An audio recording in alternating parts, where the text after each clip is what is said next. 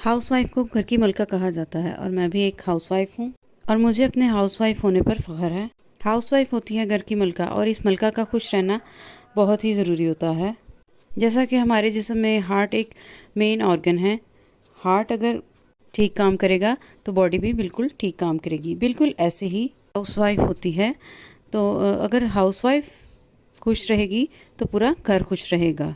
ज़िंदगी की मुश्किलात आपके अंदर कड़वाहट घोल देती हैं, मगर आपको खुद अपने लिए और अपने ख़ानदान के लिए खुश रहना है।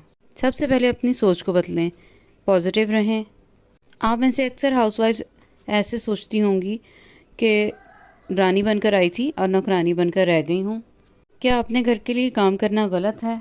क्या अपनों के लिए, अपने घर के काम करने के लिए एक औरत नौकरानी बन जाती है? नहीं, आपने अपनी जिम्मेदारियों को समझना है। काम तो बहुत होते हैं, जिम्मेदारियां भी बहुत होती हैं, मगर मलका बनना आसान है क्या? मलिका हर औरत तो नहीं बन सकती ना। अपनी सोच को बदलें, खुश रहें, घर में मलका की तरह रहें। 3-3 दिन ना नहाना, कपड़े ना बदलना, बाल ना बनाना, ये आपने नहीं करना बिल्कुल भी। जैसे वर्किंग लेडीज़ होती हैं, अपने आप को अच्छे से ड्रेसअप करके काम पर जाती हैं, तो आपका काम भी यही होना चाहिए कि अपने आप को फ्रेश होकर सुबह सुबह बाल बनाएं, अपने स्किन की केयर करें और उसके बाद अपने घर का काम स्टार्ट कर दें। अपने सोने और जागने का टाइम फिक्स करें। कोशिश करें रात को 10-11 बजे तक सो जाएं ताकि आप सुबह जल्दी उठ सकें। फजर की नमाज़ के वक्त उठें और फजर की नमाज़ पढ़ें ताकि आप सुबह सुबह फ्रेश हो जाएं। इस तरह से आप फ्रेश होंगी तो आप अपने घर के सारे काम टाइम पर निपटा सकेंगी। ब्रेकफास्ट, लंच और डिनर की पूरी लिस्ट बना लें। अपने फैमिली के साथ बैठ जाएं और पूरे वीक की लिस्ट बनाएं सारी फैमिली के साथ मशवरा करके, और अपने फ्रिज पर पेस्ट कर दें। इससे आपका काम बहुत आसान हो जाएगा और इससे आपका टाइम भी बचेगा। अगले दिन पकना क्या है, इससे आपकी एक दिन पहले तैयारी भी हो जाएगी।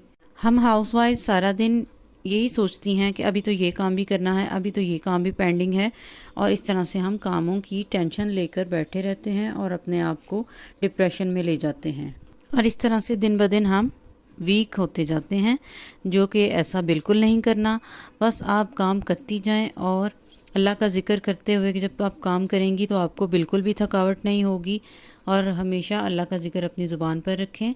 आपको बिल्कुल भी वीकनेस भी नहीं होगी, डिप्रेशन भी नहीं होगा, और आप हमेशा खुश रहेंगी और खुश होकर काम करेंगी। चुप करके बस काम करती जाएं और अल्लाह का ज़िक्र करती जाएं, और जो काम बच जाते हैं उसकी टेंशन छोड़ें, और जो काम कर लिया है आप उसका सोचकर अपने आप को अप्रिशिएट करती जाएं ताकि आपके अंदर बाकी काम करने की एनर्जी आए। इस तरह आधी लड़ाई तो आप वैसे ही जीत जाएंगी। उसके बाद सुकून से खाना खाएं और अपने आप को बिल्कुल थोड़ा सा रिलैक्स कर लें। काम के दौरान रिलैक्सेशन भी बहुत ज़रूरी होती है। घर के खर्च में से अपने लिए कुछ ना कुछ रकम ज़रूर बचाएं, और जब महीना ख़त्म हो जाए तो आप अपने लिए कुछ ना कुछ ज़रूर ख़रीदें। घर में प्लांट्स लगाएं। आपके घर में गार्डन नहीं है तो कोई फ़र्क नहीं पड़ता, छोटे छोटे गमले रख लें, उनमें प्लांट्स लगाएं। छत पर चली जाएं, ताज़ा हवा लें, वॉक कर लें, अपने घर को जन्नत बनाएं। बच्चों को ऐसा माहौल दें कि उनके लिए घर जन्नत लगे और वो घर में ही खुश रहें। उनका अपने घर में ही दिल सबसे ज़्यादा लगे। बच्चों के साथ खेलें, उनसे बातें करें, बच्चों के साथ छोटे छोटे मोमेंट स्पेंड करें। हर मोमेंट को एंजॉय करें, बच्चों को इनकरेज करें। बात बात पर मत चिढ़ें, गुस्सा ना करें, अपना ख्याल रखें, फ्रेश जूसेस पिएं। याद रखें, ज़िंदगी जितनी सादा होगी तनाव उतना कम होगा। मेरी नंद के पास बड़ी गाड़ी है, मेरे पास नहीं है। मेरी सहेली के पास बहुत बड़ा घर है, मेरे पास नहीं है।